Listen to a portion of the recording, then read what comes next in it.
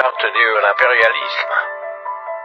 La présente charte a été élaborée à Washington pendant la traite négrière, ensuite discrètement négociée à la conférence de Berlin en 1885, pendant que les puissances occidentales se partageaient l'Afrique. Ils négocièrent secrètement à Yalta le partage du monde en deux blocs après la Deuxième Guerre mondiale, et pendant la création de la Société des Nations, l'ancêtre de l'ONU. Disposition générale. Article 1. Devise de l'impérialisme. Gouverner le monde et contrôler les richesses de la planète. Notre politique est de diviser pour mieux régner, dominer, exploiter et piller pour remplir nos banques et faire d'elles les plus puissantes du monde. Article 2. Aucun pays du tiers-monde ne constitue un État souverain et indépendant. Article 3. Tout pouvoir dans les pays du tiers-monde émane de nous, qui l'exerçons par la pression sur les dirigeants qui ne sont que nos marionnettes. Aucun organe du tiers-monde ne peut s'en attribuer l'exercice. Article 4. Tous les pays du tiers-monde sont divisibles, et leurs frontières déplaçables selon notre volonté. Le respect de l'intégrité territoriale n'existe pas pour le tiers-monde. Article 5.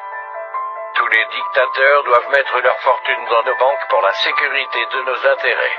Cette fortune servira de dons et crédits accordés par nous comme assistance et d'aide au développement aux pays du tiers-monde. Des régimes politiques. Article 6. Tout pouvoir et gouvernement établi par nous est légal, légitime et démocratique. Mais tout autre pouvoir ou gouvernement qui n'émane pas de nous est illégal, illégitime et dictatorial, quelle que soit sa forme et sa légitimité. Article 7. Tout pouvoir qui oppose la moindre résistance à nos injonctions, perd par le fait même sa légalité, sa légitimité et sa crédibilité. Il doit disparaître. Des traités et des accords. Article 8. On ne négocie pas les accords et les contrats avec les pays du tiers-monde, on leur impose ce qu'on veut et ils subissent notre volonté. Article 9. Tout accord conclu avec un autre pays, ou une négociation sans notre aval est nul, et de nul effet. Des droits fondamentaux. Article 10. Là où il y a nos intérêts, les pays du tiers-monde n'ont pas de droits. Dans les pays du Sud, nos intérêts passent avant la loi et le droit international. Article 11.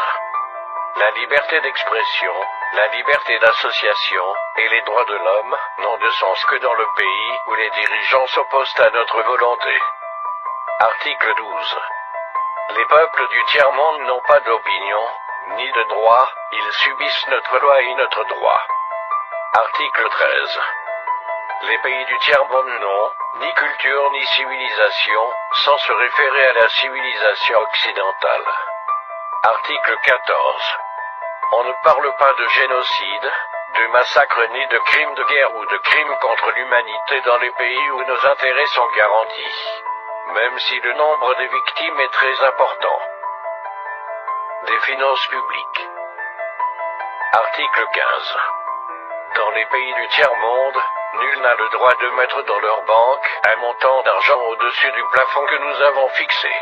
Lorsque la fortune dépasse le plafond, on la dépose dans l'une de nos banques pour que les bénéfices retournent sous forme de prêts ou d'aide économique au développement en espèces ou en nature. Article 16. N'auront droit à l'aide précitée les pays dont les dirigeants font preuve d'une soumission totale à nous, nos marionnettes et nos valets. Article 17. Notre aide doit être accompagnée des recommandations fortes de nature à empêcher et briser toute action de développement des pays du tiers-monde. Des traités militaires. Article 18. Nos armées doivent être toujours plus fortes et plus puissantes que les armées des pays du tiers-monde. La limitation et l'interdiction d'armes des destructions massives ne nous concernent pas, mais s'imposent aux autres. Article 19. Nos armées doivent s'entraider et s'unir dans la guerre contre l'armée d'un pays faible pour afficher notre suprématie et se faire craindre par les pays du tiers-monde. Article 20. Toute intervention militaire a pour objectif de protéger nos intérêts, et ceux de nos vallées. Article 21. Toute opération d'évacuation des ressortissants des pays occidentaux cache notre mission réelle, celle de protéger nos intérêts, et ceux de nos vallées. Accords internationaux. Article 22.